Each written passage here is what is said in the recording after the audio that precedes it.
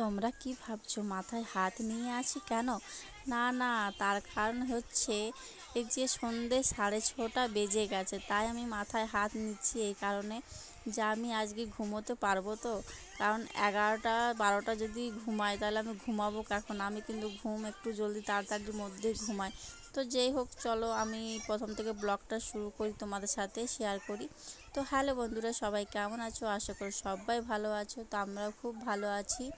আর তোমরা কেমন আছো অবশ্যই কমেন্ট করে জানাবে। আর আমি সকাল সকাল উঠে গেছি, ছেলেকে স্কুল পাঠিয়ে সকাল সকাল আমি কাজ বাজ সেরে তারপরে ভাবলাম আমি স্নান করতে যাব। তো স্নান কি করতে যাব, সবাই এক এক করে বাথরুমে ঢুকছে, দেরি করে সবাই উঠবে।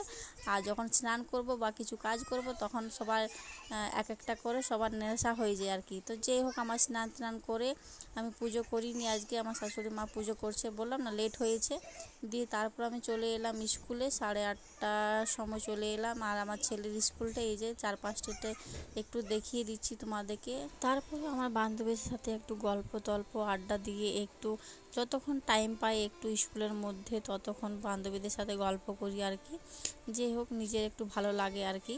তো ফাইনালি তারপরে স্কুল থেকে বাড়ি চলে এলাম। আর আমার ছেলেকে দেখছো, পেন আর ছোটো পেন পরে, প্যান আর কী বলে গেঞ্জি পরে ও বসে আছে। আর টিফিন তো স্কুলে দিয়েছি, কিন্তু টিফিন তো একদমই খায়নি, পুরো টিফিনটা ভর্তি টিফিনটাই নিয়ে চলে এসেছে।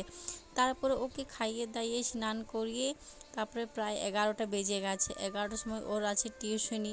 তো ও বলছে আমি একা যাব, আমি কারোর সাথে যাব না। তো যে হোক, ও অনেক বড় হয়ে গেছে, আমার ছেলে অনেক বড় হয়ে গেছে, ও একা যাবে আর কি। দেখতে পাচ্ছ তোমাদের পুচকুকে, মানে এত বড় হয়ে গেছে, ও বলছে আমি একাই টিউশনি যাব, আমি কারোর সাথে যাব না। আমি বললাম না আমি যাব সাথে সাথে। তখন আমি বললাম কার সাথে যাবে, বাবার সাথে যাবে না ঠাকুমার সাথে যাবে? ও বলছে আমি আজকে কারোর সাথেই যাব না, না তো অন্যদিন ওর বাবার সাথে না তো ওর ঠাকুমার সাথে। আমার সাথে তো যেতে চায় না, আমি কলে নিই না।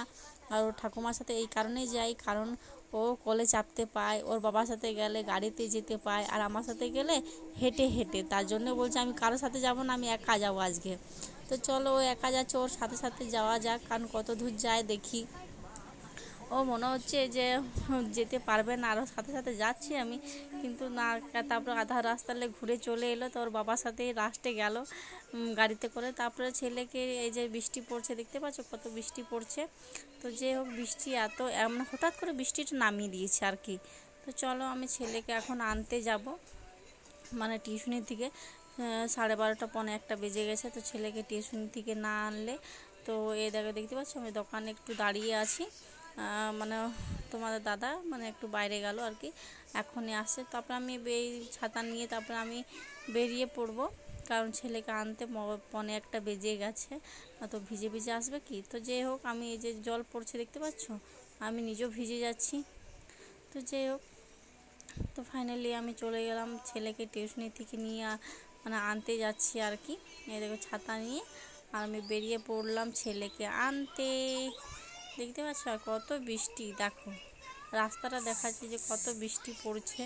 আর হঠাৎ করে এমন বৃষ্টি নামিয়ে দিয়েছি, ছাড়াবার নাম তো একদমই নেই। তারপরে টিউশন থেকে ছেলেকে নিয়ে নিলাম। এই দেখো দেখতে পাচ্ছ ছেলেকে কলে নিয়ে নিয়েছি আমি, একটা ছাতাতেই আছে আর কি। তারপরে ঘুম থেকে উঠে নিয়ে আমি চা টা খেয়ে একটু 6:30 বেজে গেছে। আজ ঘুম থেকে উঠতে লেট হয়ে গেছে, ঘুমাইনি, তো ফোন ঘাঁটছিলাম। তো যাই হোক, তারপরে ভাবলাম যে আমার বর বলছিল যে একটু খিচুড়ি করব, তো তার জন্য সব আমি কাটাকাটি করে রেডি করে রেখে দিলাম আর কি। তো চালটাকে ভিজিয়ে দিয়েছি, দেখো চালটাকে ভালো করে 2-3 বার করে ধুতে হবে, না তো এই যে মানে ময়লা আছে আর কি, ওগুলো যাবে না। আর এইদিকে মানে বসিয়ে দিয়েছে, মানে গরম জল চালে দিয়ে দিয়েছে, ধুয়ে পর ভালো করে দিয়ে দিলাম। আর এখানে বাঁধাকপিটাকে ভালো করে ধুয়ে তারপরে এখানে গাজর আলু আর এখানে আছে ডিংলা, এইগুলো সব কেটে রেখেছি আগের থেকেই আমি। এই কেটে পর সব একসাথে ধুয়ে তারপরে সব একসাথে সব দিয়ে দেবো আর কি। দেখতে পাচ্ছ বাঁধাকপিটা দিয়ে দিলাম। আর খিচুড়ি হবে, খিচুড়ি কার কার ভালো লাগে অবশ্যই কমেন্ট করে জানাবে। আমার তো খুব ভালো লাগে, তোমাদের দাদা ভাইয়েরও খুব ভালো লাগে, আমাদের খিচুড়ি খেতে কিন্তু খুব ভালো লাগে। তো তোমাদের কার কার ভালো লাগে তো অবশ্যই কমেন্ট করে জানাবে। আর চলে এসো না তো খিচুড়ি খেতে। আর মৌসুমটা এমন মৌসুম, বৃষ্টির মৌসুমে তো খিচুড়ি আর এদিকে ডিম ভাজা খেতে কিন্তু হেভি টেস্ট লাগবে। তো এখানে সব সবজিগুলো আমি সব দিয়ে দিলাম। এই দেখে নুন হলুদ সব কিছু মানে হলুদ দিয়ে দিলাম। তারপরে তোমার দাদা করবে, আমি কি ওসব কিছু করব না, আমি শুধু জাস্ট দিয়ে দিলাম। তো তোমাদের দাদা কাঁচা লঙ্কা কেটে তারপরে মশলাপাতি দেবে আর কি। এখানে প্রায় বেজে গেল 6টা 27। আর আমার ছেলে, বললাম না আমার ছেলে এখনও ঘুমাচ্ছে, দেখতে পাচ্ছ, মানে আমি কখন ঘুমাবো আজকে কিচ্ছু ঠিক নেই আমার। তো যাই হোক, আমার ভিডিও কেমন লাগলো অবশ্যই আমাকে কমেন্ট করা জানাবে। আর তো ফাইনালি খিচুড়ি তৈরি। তো কার কার কেমন লেগেছে খিচুড়িটা, দেখো এত সেন্ট উঠেছে কিছু বলার নেই, মনে হচ্ছে এখনই খাই। তো তোমাদের কেমন লেগেছে খিচুড়িটা আমাকে অবশ্যই কমেন্ট করে জানাবে সবাই। আর আমার যদি কোনো ভুল হয়ে থাকে তো অবশ্যই আমাকে ক্ষমা করে দিও। আর এই পর্যন্ত ভিডিওটা শেষ করলাম, নেক্সট ভিডিও আবার পাবে। সবাইকে টাটা, বাই বাই।